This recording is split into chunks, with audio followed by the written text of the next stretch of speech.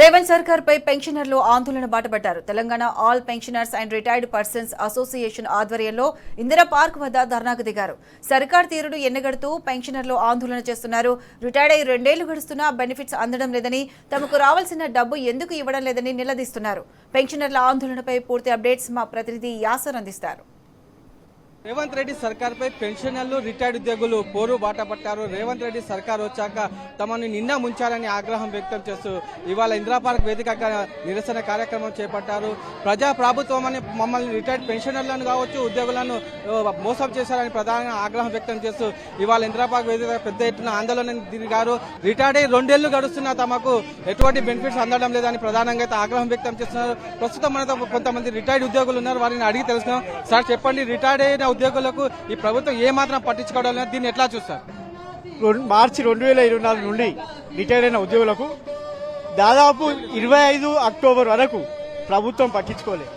చాలా మంది ఇబ్బందులకు గురై టీచర్లు కొంతమంది 10 మందికి విద్యాబుద్ధులు నేర్పే ఒక టీచర్ అయితే హెడ్ మాస్టరు ఆయన అప్పుల దాడికి తట్టుకోలేక మతితో కోల్పోయి ఇంటి బయట వెళ్ళిపోయింది. ఎక్కడ పోయినో తెలియదు. ఇప్పటికీ వాళ్ళ భార్య వాళ్ళ బిడ్డ ఇదే ధర్నా కార్యక్రమంలోకి వచ్చి ప్రతి ప్రాంతంలో పోయి మా సార్ వెతుకు పెట్టానని చెప్పి ఆమె ఎక్స్క్యూజ్ పరిగణించిన పద్ధతి ఉన్నది.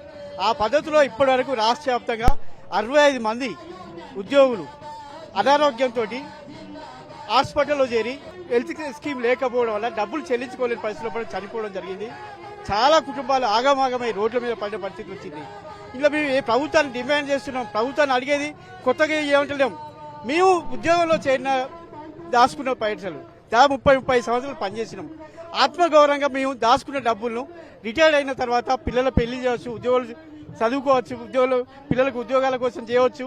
అదేవిధంగా రిటైర్డ్ అయిన ఉద్యోగాన్ని ఒక గౌరవప్రదమైన జీవితంతో కొనసాగించవచ్చు అని చెప్పి దాచుకుంటే రూపాయి దాచుకుంటే ఇప్పుడు వచ్చిన మా డబ్బులు మాకు ఇవ్వడానికి ప్రభుత్వం మొత్తం వాటిని ఇతరత్ర కార్యక్రమాలకు వాడేసి ఇప్పుడు మేము నెలకి 700 కోట్లు ఇస్తాను, మీకు ఇస్తాం, మేము ఉన్నది దానికి పోసిన డబ్బులు లేదంటే ఏం కార్యక్రమం సార్ ఇది? Sanjeevareddy, sub inspector of police, Mahabubabad జిల్లాలో రిటైర్డ్ అయ్యాను. ఆగస్టు 31 రోజు 2025. నేను ఆగస్టు అయ్యి ఈ రోజుకు 6 నెలలు అవుతున్నది. ప్రభుత్వం నుంచి నాకు వచ్చే పైసలు నేను జీపీఎఫ్ నెలకు 25,000 దాచుకున్నాను సార్. 25 లక్షల రూపాయలు గ్రాడ్యుటీ మొత్తం 80 లక్షల వరకు ఒక్క పైసా లేదు. దాని మీద ఏం స్పందన లేదు. ఈ ఎన్ని ధర్నాలు ఎన్ని చేసినా ఈ గవర్నమెంట్ పట్టించుకుంటలేదు. ఎంతో మంది అసూలు బాస్తున్నారు. ఇప్పుడు మంచిగా రిటైర్డ్ అయి కుటుంబ సభ్యులతో మనమరాళ్లతో తిరిగే సమయంలో మమ్మల్ని ఆవేదనకు గురి చేసి రోడ్లపై కిడిచి మమ్మల్ని నానా ఇబ్బందులకు గవర్నమెంట్ గురి చేస్తుంది. అదేవిధంగా నేను పోలీస్ డిపార్ట్మెంట్ లో గత 40 సంవత్సరాలు పనిచేసిన, ఈ ఎస్బీలో పనిచేసిన 10 సంవత్సరాలు ఈ ధర్నాలు రస్తారోకోలు అయితే అందరినీ పట్టుకపోయేది. ఇవాళ నేనే రోడ్డెక్కి మొత్తుకునే పరిస్థితి వచ్చింది. ఇది గవర్నమెంట్ మరి సీఎం గారు దృష్టికి పోట్లేదా? 700 కోట్లు ఇస్తా, 700 కోట్లు ఎవరికి వస్తున్నాయి? పెన్షనర్ కు 10% కూడా రావట్లేదు.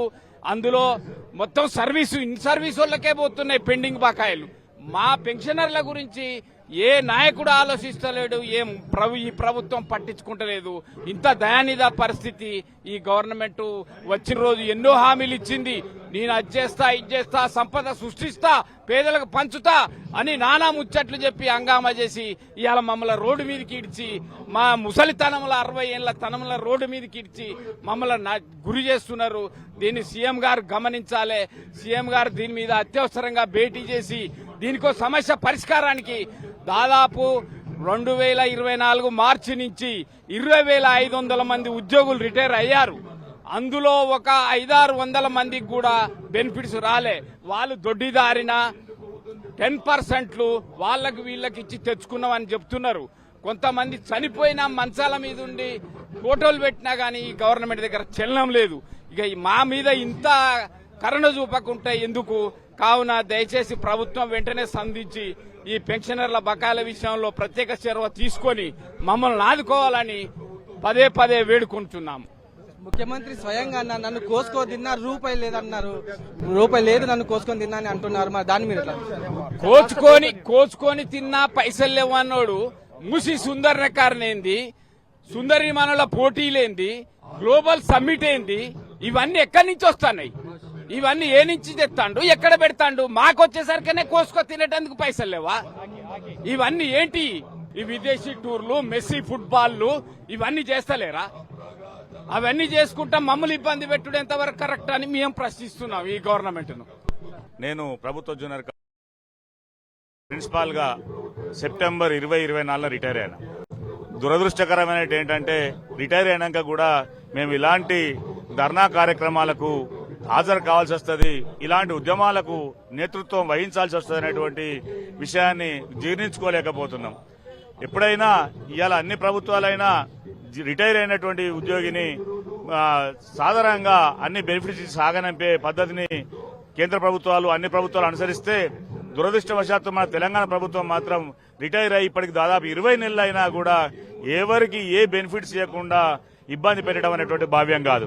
మొత్తానికి చూసుకున్నట్లయితే ఏదైతే ప్రభుత్వం నుంచి తమ పెన్షనర్లకు కావచ్చు రిటైర్డ్ ఉద్యోగులకు రావాల్సిన బకాయిలను ప్రభుత్వం వెంటనే చెల్లించాలని వాళ్ళు ప్రధానంగా డిమాండ్ చేస్తున్నారు. కాంగ్రెస్ రిటైర్మెంట్ బెనిఫిట్స్ ఇప్పటి వరకు అందడం లేదని అయితే ప్రధానమైతే ఆగ్రహం వ్యక్తం చేస్తున్నారు. దేశంలో ఇటువంటి ముఖ్యమంత్రిని ఎప్పుడు చూడలేదు.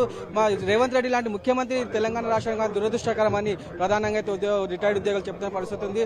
ప్రస్తుతం రిటైర్మెంట్ అయిన ఉద్యోగులకు వెంటనే తమ బకాయిలను చెల్లించాలని చేస్తున్నారు. లేని పక్షంలో రాబోయే రోజుల్లో పెద్ద ఎత్తున ఆందోళన చేస్తామని రాష్ట్ర ప్రభుత్వాన్ని హెచ్చరిస్తున్న పరిస్థితి ఉంది.